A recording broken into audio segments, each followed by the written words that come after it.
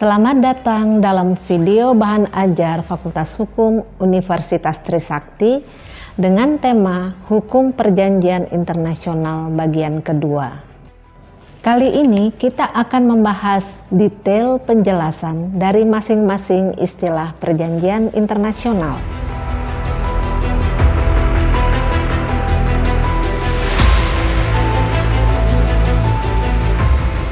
Baik, yang pertama kita akan bahas istilah treaty atau yang dikenal juga dengan traktat.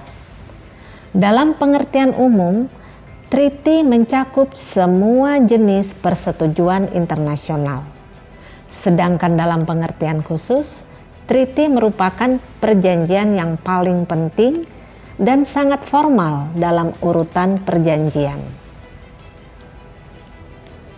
Traktat umumnya memuat materi hal-hal yang prinsipil dan memerlukan pengesahan.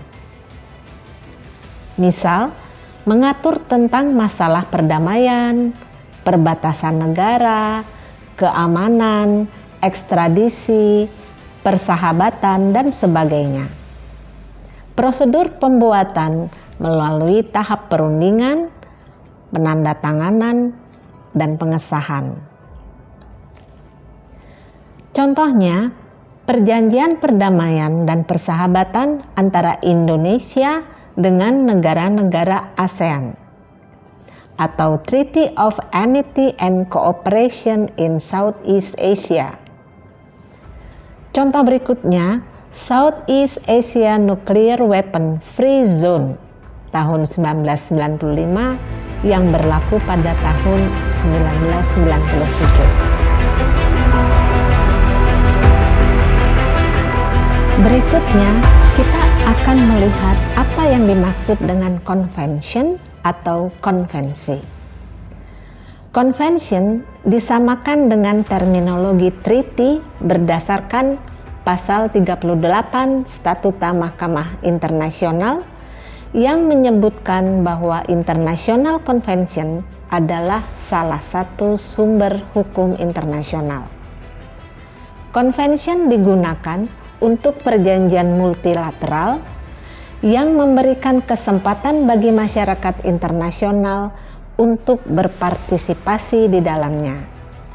Convention biasanya bersifat lawmaking, yaitu merumuskan kaidah hukum bagi masyarakat internasional. Selain itu, digunakan sebagai perangkat internasional yang diprakarsai oleh organisasi internasional.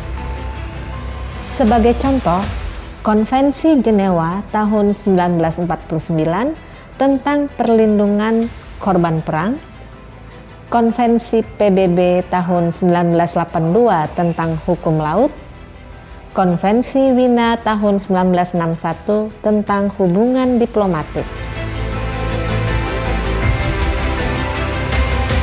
Berikutnya, kita akan melihat istilah agreement atau persetujuan. Agreement adalah perangkat internasional yang tidak memenuhi definisi treaty yang kedudukannya lebih rendah dari treaty dan convention, serta mengatur materi yang cakupannya lebih kecil daripada materi treaty.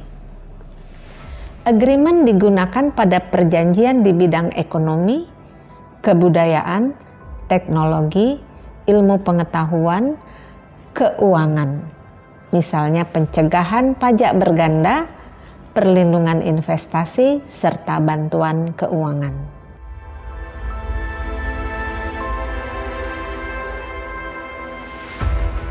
Kemudian kita akan lihat istilah charter atau piagam. Charter digunakan untuk perangkat internasional seperti dalam pembentukan organisasi internasional. Contohnya adalah Piagam PBB tahun 1945.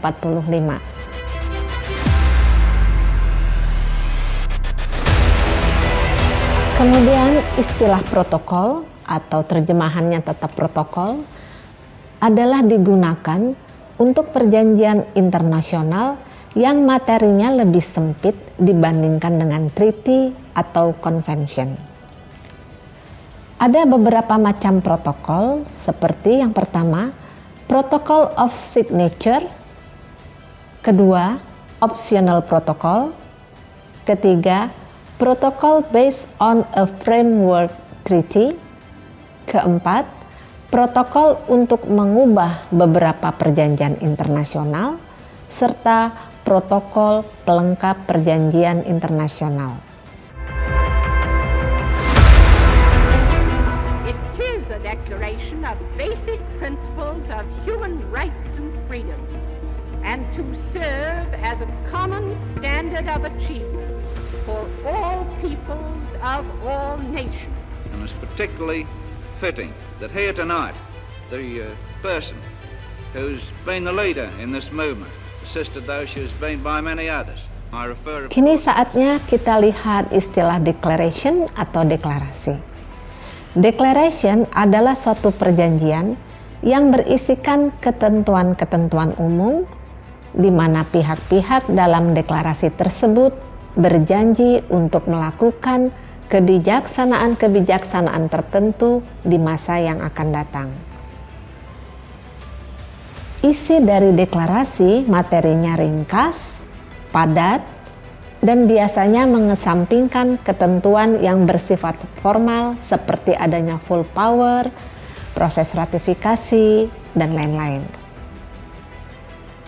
Sebagai contoh, di sini disebutkan ada Declaration of Zone of Peace, Freedom and Neutrality tahun 1971 yang bersifat mengikat seperti perjanjian internasional lainnya. Kemudian yang kedua adalah Universal Declaration of Human Rights, dibentuk tahun 1948, yang bersifat himbauan dan tanpa ikatan hukum.